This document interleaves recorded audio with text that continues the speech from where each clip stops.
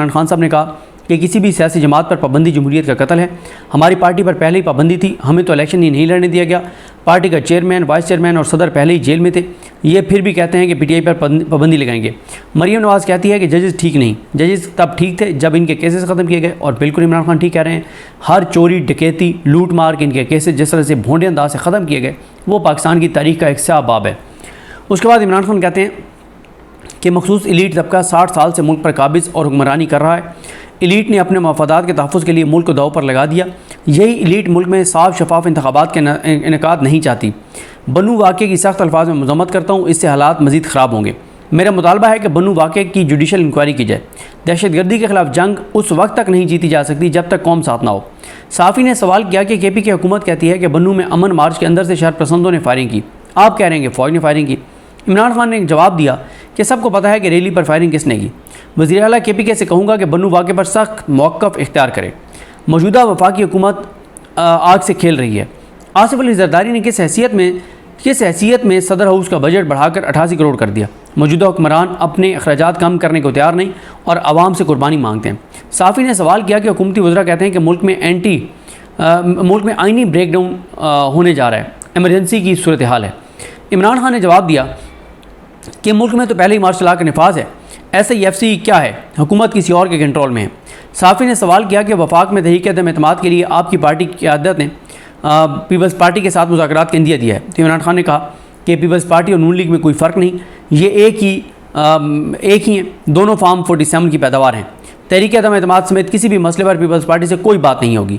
तहरीक अदम एतमाद के लिए पीपल्स पार्टी से तब बात करूँगा अगर मैंने इक़्तिदार में आना हो। और उन्होंने कहा कि मैं इक़्तिदार की नहीं, मैं हकीकी आज़ादी की जंग लड़ रहा हूँ, मैं पाकिस्तान और पाकिस्तानियों की आज़ादी की जंग लड़ रहा हूँ, मैं इस मुल्क को आगे ले जाने की जंग लड़ रहा हूँ। और उन्होंने कहा कि पीपल्स पार्टी से बात करने का मकसद तो फिर ये है कि मतलब हम फिर सिर्फ इक़्तिदार के लिए ये लड़ाई जो है वो लड़ रहे हैं।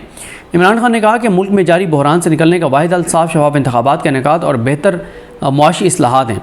फिच की रिपोर्ट भी मंत्रियाम पर आई है, लेकिन मुझे इल्म है कि मौजूदा हुकूमत इंतखाबात की तरफ नहीं जाएगी।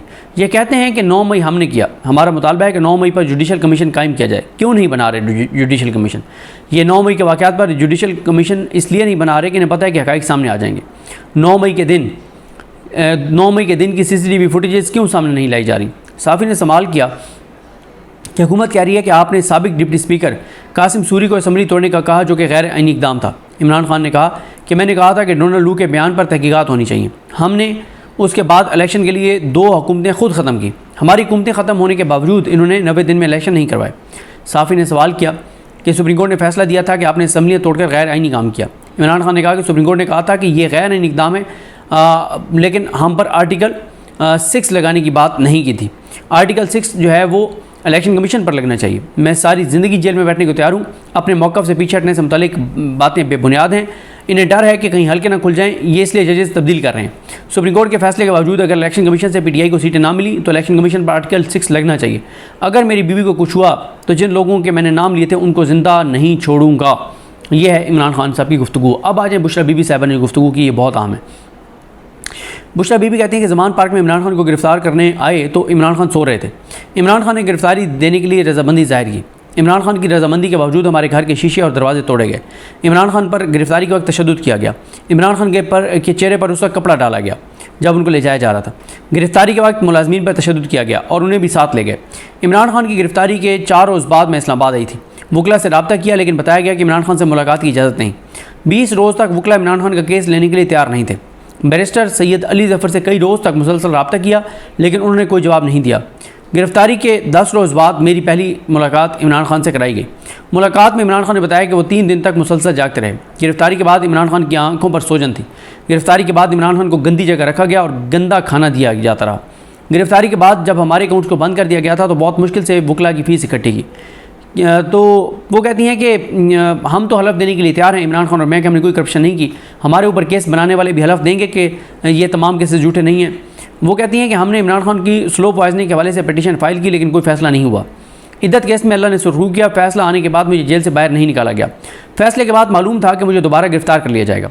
जेल अमले ने दरख्वास्त की कि आप जेल गेट से बाहर जाएँ, हमारी नौकरियों का मसला है। अमले को जवाब दिया, यानी मैंने जवाब दिया। बुशरा बीबी कहती हैं कि मीडिया के लोगों और वकला के आने तक मैं बाहर नहीं जाऊँगी, उनको आने दें फिर मैं बाहर जाऊँगी। मुझे नैब की टीम ने ज़बरदस्ती जेल के अंदर से ही दोबारा गिरफ्तार कर लिया। दुश्मन ये बातें सुनकर खुश होगा, लेकिन दुआ है कि अल्लाह इन दुश्मनों पर लानत भेजे। वो कह रही हैं जो मैं बातें बता रही हूँ कि इमरान खान को तकलीफ़ दी गई, अजियत दी गई, जो कुछ इमरान खान के साथ किया गया, ये बातें सुन के दुश्मन जो है वो खुश होगा, लेकिन उन्होंने कहा कि अल्लाह इन दुश्मनों पर लानत भेजे। डॉक्टर नजीब साहब हैं एक अमेरिका में, तो वो अक्सर कॉल पे बात होती है, तो वो आजकल ये कहते हैं कि मुझे ये कहते हैं कि आप जब बिस्मिल्लाह पढ़ते हैं शुरू में, तो आप उसके साथ ये आयत भी पढ़ा करें कि लानतुल्लाहि अलल ज़ालिमीन, के ज़ालिमों पर जो है वो अल्लाह ताला की लानत हो। और बिल्कुल इसमें कोई शक नहीं है कि जो भी जुल्म करने वाले हैं, जो भी ज़ालिम हैं, उन पर ये कुरान कहता है कि ज़ालिमों पर जो है वो अल्लाह ताला की लानत होती है। वो उसके बाद बुशरा बीबी कहती हैं कि मुल्क के 1, 2, 3 को पता नहीं अब ये क्या मतलब, ज़ाहिर है हम उधर नहीं थे, हमारे रिपोर्टर दोस्तों ने जिस तरह से वो बना के भेजा कि 1, 2, 3 शायद वो हिरारकी वाइज कह रही हैं कि उनको शर्म आनी चाहिए कि उन्होंने मुल्क से मुखलिस और ख़ुददार शख्स को जेल में रखा हुआ है। चोर, लुटेरे और डाकुओं को VIP ट्रीटमेंट देकर हुकूमत दी गई। बैरिस्टर अली ज़फ़र को पूरे प्रोटोकॉल के साथ जेल ले जाया जाता था। इमरान खान की गिरफ्तारी के बाद अली ज़फ़र को 2-3 मरतबा कॉल की, उन्होंने नहीं सुनी। मैंने अपने लोगों से कहा कि अली ज़फ़र को इतना प्रोटोकॉल मिलता है, वो जेल में इमरान खान को एक मैट्रेस नहीं दिलवा सकते जितना उनको प्रोटोकॉल मिल रहा है। और उसके बाद वो कहती हैं कि मैं बुज़दिल नहीं हूँ, मेरी गिरफ्तारी को डील तक कहा गया। ये बात इसलिए रिकॉर्ड पर ला रही हूँ क्योंकि मुझे पता है कि मुझे नहीं पता कि मैं ज़िंदा रहूँगी या नहीं रहूँगी। इमरान खान की जान को ख़तरा है, पहले भी जहर दिया गया, उस इमरान खान पर फायरिंग भी की गई। इमरान खान को जो जहर देने के हवाले से आज तक हमारी दरख्वास्त इस्लामाबादी कोर्ट में ज़ेर इल्तवा है। मैंने उस दरख्वास्त में किसी शख्स का नाम नहीं लिखा, तो इन्हें किस चीज़ का डर है? जेल अफसरान भी बार बार तब्दील कर दिए जाते हैं।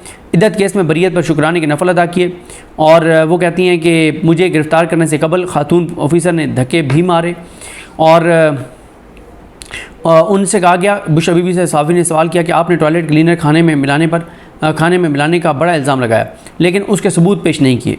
आपके तिबी मुआयने में के बाद भी उसकी कोई चीज़ सामने नहीं आई। तो उन्होंने कहा कि देखें, टॉयलेट क्लीनर खाने में मिलाने पर मैं हलफ दे सकती हूँ, मैं सबूत कहाँ से लाऊँ?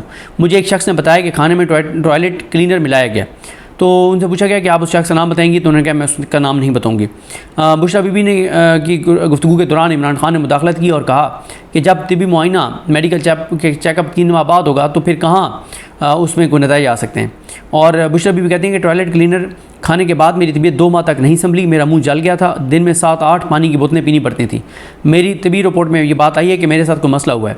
साफ़ी ने सवाल किया कि आपने कहा था कि पार्टी के अंदर लोग आपके हवाले से प्रोपेगेंडा कर रहे हैं। उन्होंने कहा मैंने ऐसी कोई बात नहीं की। और इमरान खान जो है वो बुशरा बीबी साहब को बार बार मना करते रहे, और बुशरा बीबी ने कहा कि आप मुझे बात करने थे, मैं आज सारी बात मीडिया के सामने रखूँगी। और इमरान खान ने बुशरा बीबी को कहा कि ये सेंसर्ड मीडिया है, ये आपकी बातें नहीं चलाएंगे। तो साफ़ी ने फिर उस पर एहतजाज किया, उन्होंने कहा जी हम आपकी तमाम बातें चलाते हैं, और इस पर फिर इमरान खान खामोश होकर वापस चले गए। ये हुआ रिपोर्ट। अब आते हैं इस बात पर कि बुशरा बीबी ने ये सारी बातें क्यों की हैं। पहले तो मैं आपको बताना चाहता हूँ कि उस दिन बुशरा बीबी जिस दिन इद्दत केस में बरी हुई 13 जुलाई को, तो उस दिन क्या हुआ।